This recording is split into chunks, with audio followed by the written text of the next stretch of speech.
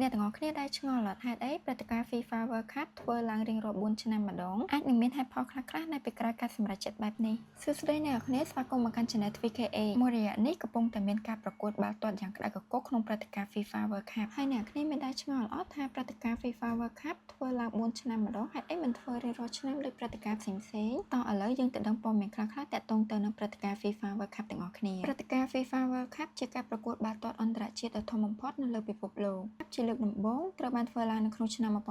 1930នៅក្នុងប្រទេសតូចមួយនៅប្រទេសអាមេរិកខាងត្បូងគឺអ៊ុរ៉ាហ្គាយនៅពេលនោះពិភពលោកមានភាពខុសគ្នាខ្លាំងមិនមានយន្តហោះល្បឿនលឿនមិនមានការកក់សំបុត្រតាមអ៊ីនធឺណិតឬក៏អាកាសយានដ្ឋានទំនើបៗទេគ្រប់គ្នាត្រូវធ្វើដំណើរដោយកប៉ាល់ឆ្លងកាត់មហាសមុទ្រកីឡាករត្រូវចំណាយពេលច្រើននៅលើកប៉ាល់សម័យមើលបើសិនជាធ្វើរៀងរាល់ឆ្នាំតើអាចទៅរួចអត់ជារៀងរាល់ឆ្នាំការវិភាគរបស់កីឡាករគឺមមាញឹកស្រាប់ទៅហើយកីឡាករមួយចំនួនបានលេងច្រើនជាង60ប្រកួតក្នុងរដូវកាលតែមួយកីឡាករស្ទើរតែគ្មានពេលសម្រាកហើយរបួសកាន់តែច្រើនកើនឡើងដូច្នេះប្រសិនបើព្រឹត្តិការណ៍ World Cup កើតឡើងជារាល់ឆ្នាំគុណភាពនៃការលេងបាល់ទាត់នឹងធ្លាក់ចុះដូច្នេះការប្រកួតនឹងលែងមានអ្វីគួរឲ្យចាប់អារម្មណ៍ឬក៏ពិសេសទៀតហើយបញ្ហាផ្សេងមួយទៀតប្រទេសដែលជាម្ចាស់ផ្ទះនៅក្នុងព្រឹត្តិការណ៍ FIFA World Cup ត្រូវចំណាយពេលច្រើននៅក្នុងការរៀបចំពហុកីឡដ្ឋានថ្មីត្រូវតែសាងសង់អាកាសយានដ្ឋានថ្មីត្រូវតែពង្រីកហើយផ្លូវថ្នល់ផ្លូវដែកត្រូវបានកែលម្អបន្ថែមបន្ទប់ស្ថានភាពរាប់ពាន់ត្រូវបានរៀបចំសម្រាប់ភ្ញៀវទេសចររាប់លាននាក់មកពីជុំវិញពិភពលោកហើយប្រទេសមួយចំនួនត្រូវវិនិយោគរាប់ពាន់លានដុល្លារដើម្បីតែការប្រកួតមួយដូច្នេះប្រសិនបើធ្វើជារាល់ឆ្នាំ